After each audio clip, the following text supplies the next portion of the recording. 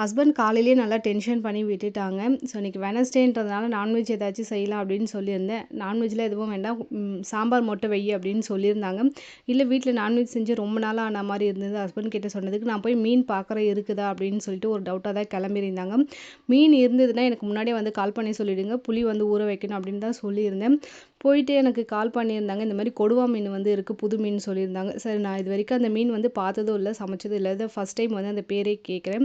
அதனால புது மீனுன்றதுனால நம்ம ட்ரை பண்ண வேண்டாம். வேண்டாம் அப்படின்னு சொல்லிட்டு சிக்கன் ஈரல் மட்டும் எடுத்துட்டு வர சொல்லியிருந்தேன். கிரேவி வந்து பண்ணலாம் அப்படின்னு சொல்லிட்டு சாம்பார் வச்சிருக்கேன் அப்படின்னு சொன்னேன்.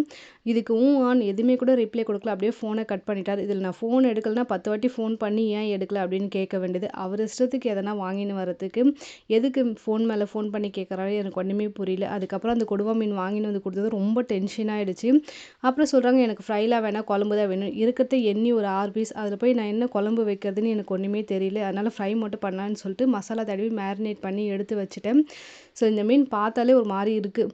சரி இருந்தாலும் கொஞ்சம் பண்ணலாம் குழந்தைக்காக அப்படின்னு சொல்லிட்டு பண்ணி வச்சுட்டு லஞ்சுக்கு வச்ச சாம்பாரை வச்சு காலைல பிரேக்ஃபாஸ்ட்டுக்கு ஊத்தாப்பமும் வச்சு சாப்பிட்டாச்சு. ஹஸ்பண்ட் வந்து ஜூஸ் கேட்டுட்டு இருந்தாங்க, பனானா ஜூஸ். அதுக்கு வந்து ரா மில்க் சேர்த்து பனானா ஜூஸ் வந்து போட்டுட்டு இருந்தேன். ஒரு சிலர் வந்து பாயில்டு மில்க் வந்து சொல்லியிருந்தாங்க. பட் அதை விட டேஸ்ட் இந்த ரா மில்க் டேஸ்ட் போட்டால் தான் நல்லா இருக்குது. அதுக்கப்புறம் எனக்கு பாப்பாவுக்கு பிரேக்ஃபாஸ்ட்டு எடுத்தாச்சு.